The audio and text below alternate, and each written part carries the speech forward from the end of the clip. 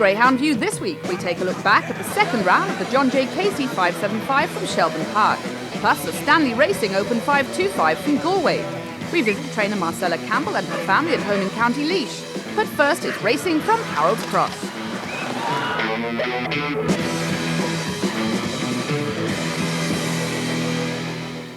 The €2,000 final of the Track Bookmakers Puppy Stake took place at Harold's Cross last Friday night.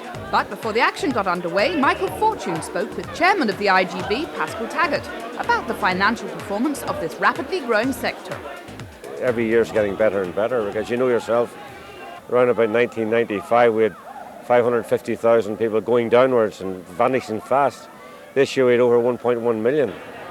And the betting associated with that, the attendances, the meals, everything, unbelievable. All the new tracks are flourishing, and this is why we have to get the last 3 or 4 finished, particularly Limerick, Enniscorthy, Kilkenny and Thurles, because once they're done we'll have one of the greatest industries in the world. Added to that, we were going to try and get more prize money for the owners. And if the unions agree, we're going to go 11 races at all tracks. 99% of the people are for it. I notice the people in Waterford are not too happy, but clearly, if you've got something that's very good, you want to give them as much as possible. So if we get 11 races per track through, our figures next year will be unequalled in the history of greyhound racing, and we'd hope to do maybe 1.3 million in attendances next year, which compares very favorably with horse racing at 1.35, you know. So we're looking very, very good for the future, and hopefully we'll be able to do deals with the unions and that, and we'll go from strength to strength.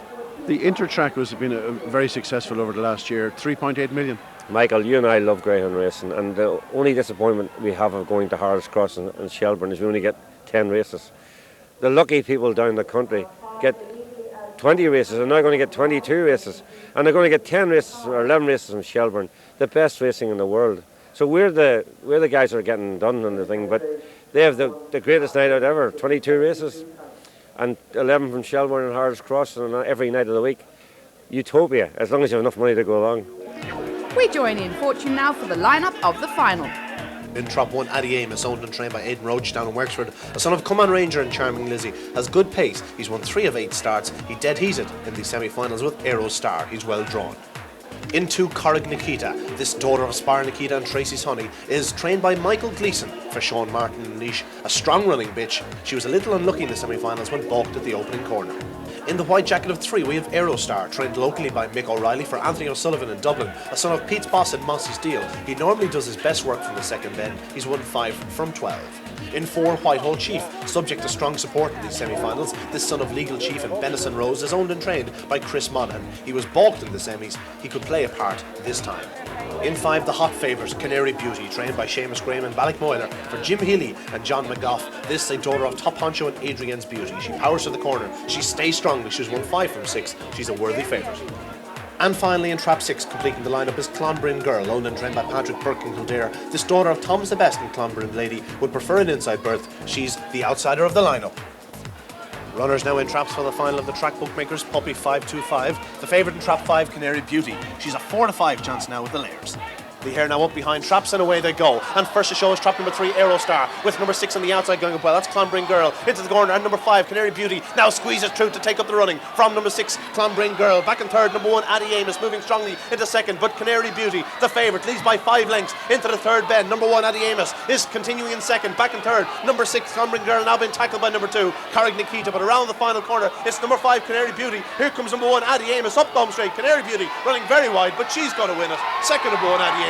Third, number 2, Corrig Nikita, the winning time 29.23. And the result of the final of the Track Bookmakers Puppy 525, the favourite Canary Beauty winning from Trap 5. Second was number 1, Addy Amos. Third, number 2, Corrig Nikita, 29.23, the winning time. We're absolutely over the moon. It's a long journey from Killarney to Dublin, you know, and we weren't here the last night, but we witnessed it, our win in the semi-final from Tralee Track, live from the track, and whilst there's no such thing as a certainty, we were quite confident. Our hope was that she'd break well from 5 and be just about the length in front to clear the first bend, and you know, we are really absolutely over the moon with this result. She looks a real prospect for the year. I presume it's the Oaks you'd have in mind. Yeah, certainly, yes. You know, she won 4 out of 5, and then she went to Lifford First time around the track, she did very respectable time, 28.71. And that was a further indicator that she was something special. We're so happy now to have this final under the belt because she has shown class from the word go, and hopefully it'll continue and go on to better things.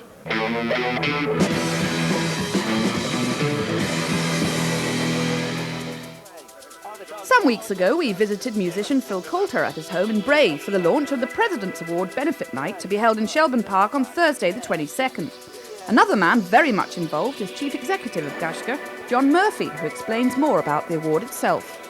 The President's Award, Grada Manúchtran, it's the National Challenge Award from the President of Ireland, Mary McAleese, our patron, to young people between 15 and 25 years of age. It's going since 1985, started with humble origins back in 1985, but the numbers have increased dramatically in the past few years, due in no small way to the interests of the President, who is very involved in the award. So young people set a challenge in 4 different areas. They have to do a community activity, they have to do personal skill, they have to do a sporting activity, and they have to do something adventurous. If they do it, they get the award, so it's not competitive. There are 3 different levels of award: bronze, silver and gold. And bronze takes about 9 months to achieve, silver takes about 1.5 years, and gold is the toughest challenge then, obviously, which takes just over 2 years. So the next gold award ceremony is taking place shortly, and I've just gone through the completions, and lovely individuals travelled all over the world from places like Newfoundland, Costa Rica, Namibia, the base camp of Everest, and so on. So it's all in the journey of discovery. I got involved first when I was in secondary school with my teacher Yusuf McGann, and he was running it in the school, and that's when I first got the interest in it. And then a few years ago I started the Gold Award. For the Community Award, the thing I chose to do was to hold art classes in my school where I'm teaching in Leixlip. And I still run these classes for the kids after school, and they're very successful. I love doing them as well. The second project was the personal skill, where I chose to do an interior design course. For the physical skill and the venture project, I decided to do base camp in Mount Everest. I thought it'd be a huge challenge, and that it certainly was. I remember I was given out about every step along the way, even though now that I look back at it, I think it was really easy. But it was hard going at the time. Of course, no one told me that you had to break in your boots beforehand, so my feet killed me for the first 2 weeks until I came across 4 Irishmen doing the trek as well, and they put my 2 legs up on the table and strapped my feet for me, so it was perfect then after that. I thoroughly recommend for anyone to do it. Personally myself, I gained an awful lot from it, and there's loads of organisations that you can do it through, either through school or clubs, and it's well worth doing, definitely.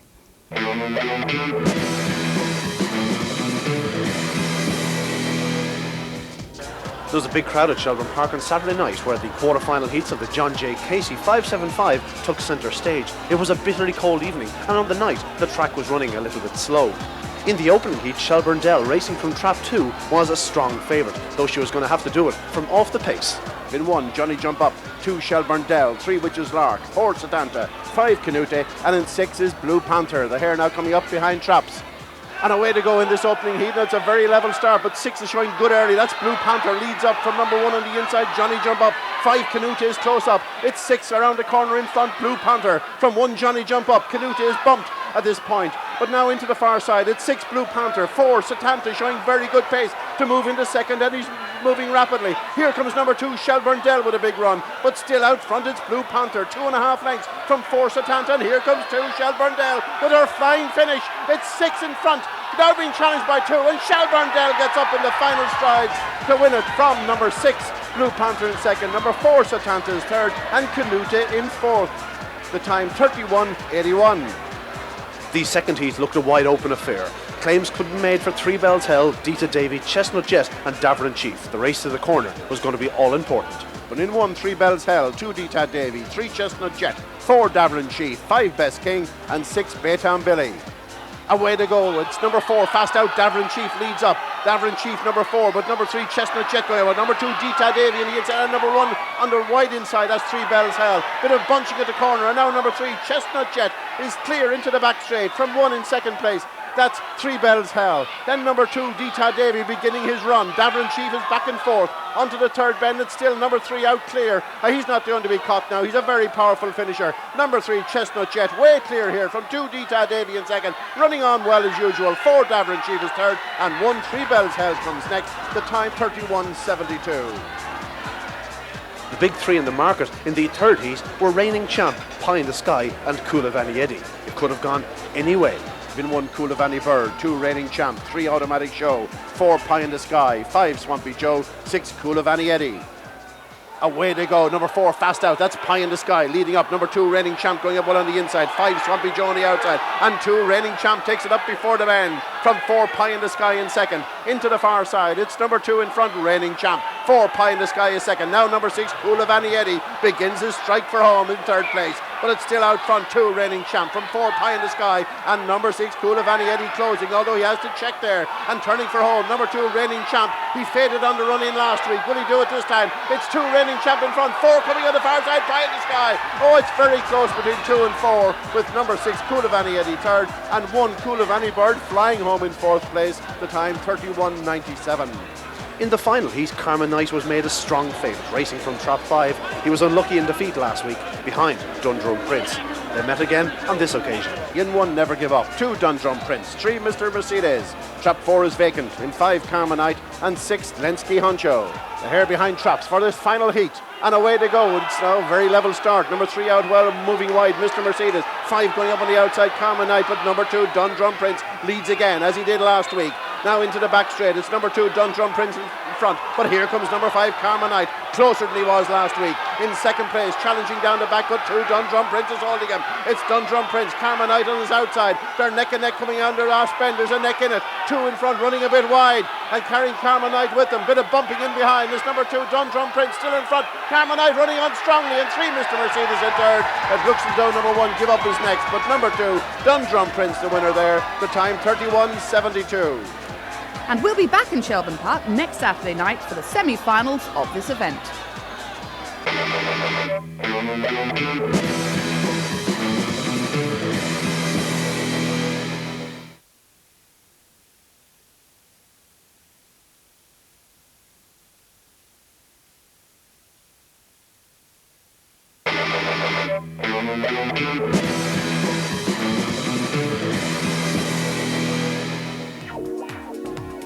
British Greyhound Awards take place at the Hilton Birmingham Metropole Hotel on Sunday the 25th, and this year the Irish Greyhound Board are presenting an award to the best British-trained greyhound to run in Ireland.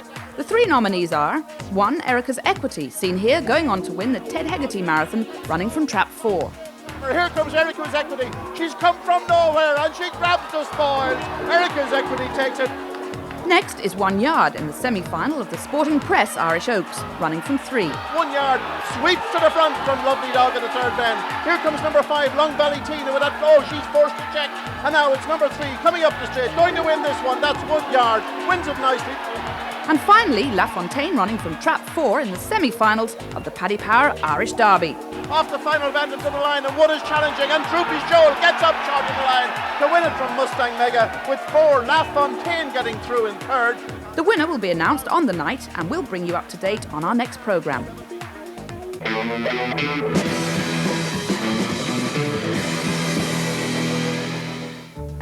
4 years ago, Marcella Campbell and her family moved to Mount Mellick in County Laois and set up a training kennels. 2004 got off to a flying start for them with a double and treble in 2 consecutive weeks at Mullingar. 12 months ago I took out my public trainer's licence. For me this was a bit of a challenge really, because I didn't grow up in a greyhound background. I knew nothing at all about greyhounds. I actually, when I got married, I married into greyhounds. The difference between training for ourselves and for other people is pressure. It's not pressure from the owners, it's pressure that I'd actually put on myself, hoping that the dogs will run well and they'll all go out and win their first races. Doesn't always happen, of course, but it's nice when it does happen. I'm very lucky here. I have both Joe and Tanya here to help me out. Joe starts off the morning. He also helps me a lot with galloping. We have a gallop out here ourselves. It's 500 yards long. I usually let the dogs off down to Joe and they gallop back up to me. It's a good system, it works well for us. Come on, Dan! Tanya also gives us a help out here when she can, but she has her own job. I've always had a great interest in the dogs. I was born into them. I always knew I wanted to work with animals all during school, so it's great that we have this set up at home here that I can help out as much as I can. I also work for Michael Dunn in Portlaoise with the stud dogs and look after the bitches in there. Our own brood at home here, Home Sweet Home, who we bred ourselves. She's 7 now. She's a great brood. She's thrown great pups. She's 24 pups altogether, and out of them, all bar 2 have won races. She has a litter. There was 2 in the litter of top honchos, a dog and a bitch. The 2 pups are 9 months old, so we're looking forward to them now. I have a bitch out of Home Sweet Home at the moment myself. Her name is Miss LED. She's a Mustang Jack bitch. She was 3rd behind Legal Moment in the Champion Bitch Stake in Thurles last month, so that was fantastic. She's due in season at the moment, so she's on a well-deserved break. I'll let her miss this time and probably breed her next year, hopefully. Plans for the rest of this year now, probably the Oaks, try the Oaks with her. Look forward anyway to the rest of her racing career, and then when she reaches the breeding paddocks. Home Sweet Home has another litter of Roanoke's on the ground. They're November 03 puppies. They're strong, healthy, very playful little puppies. 5 bitches, 1 dog. She's always done her puppies very well, and I just hope I can get another couple of litters out of her. Another one of our brood bitches, Sheog Biog. She's a Larkill Joe Delicate Sadie. She won the Derby Trial Stake in Mullingar last year. She came in season, so we decided we'd breed her to Honda Black. She threw a nice litter of pups, 2 dogs, 3 bitches. Sheog Biog has a great personality, and I hope 1 or 2 of her pups take after her. Marcella's racing dogs are leaving their mark on the tracks. Her main hopeful is Chadding Home, who won first time out at Mullingar, Newbridge and Shelbourne Park in impressive times. He's ran in 2 finals in Shelbourne. The first one was the Future Stars 550, which he finished 2nd in. Very happy with him. The second one was the Comerford Cakes, the national puppy. He also finished 2nd. Ran at Great Race, just didn't hit it on the night. 525 is really not his distance. We'll have to wait until 550 or 575 stake of some sort comes up. It's close for second, perhaps the outsider Chadding Home. Delegate Emily, Thomas the Best, Delicate Sadie, a 02 bitch. Ran 2 races, or only 2 races in Mullingar, won both races over 525 distance. Will stay a lot further. She's only a year and a half. She's not a 525 distance runner. We'll wait and see, maybe some stake over 550 or 600 will come up. That'll suit a puppy. Asmara, June 02 puppy. Jamela Prince out of Kilcooney Lace. He's had 1 race, won his race in Mullingar. A syndicate from down the town own him, so I hope we can have a bit of sport. It's their first greyhound, and I hope he does well for them. I've another syndicate puppy here now at the moment, Cavan Seed Ben. He ran in Mullingar last week, and all the syndicate lads, crowd of lads from Dublin came down to see him. He won his race. I hope he continue on this winning streak for the lads. At the moment, we're building on a few more breeding kennels, and for the year ahead, we hope to go into the breeding a little bit more and take on maybe a few more dogs in training. And I'm looking forward to the year and hope we have as good a year as we had last year.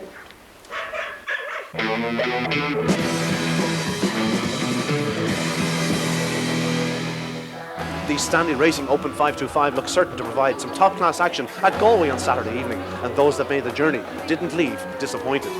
In the opening heat, Glebe Lad was made a strong favourite racing from Trap 5, though Group Cheers was also in attendance.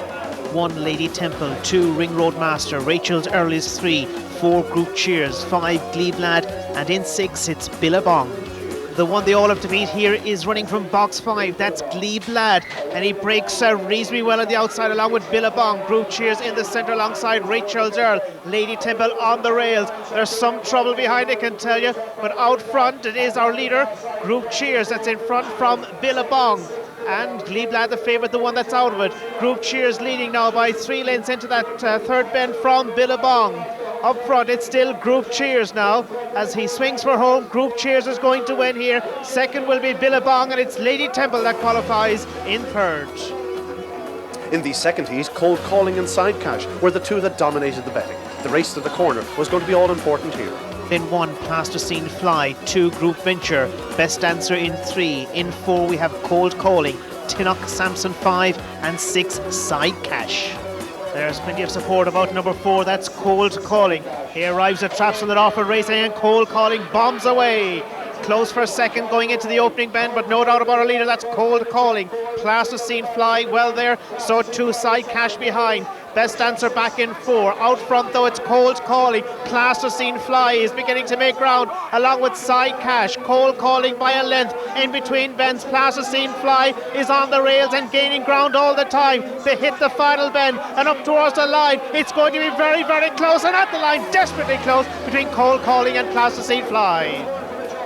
Mustang Buster and Phoenix Ice had a great battle in the opening round, with the Paul Hennessy trained Phoenix Ice coming out on top. One wonders, could he repeat that feat?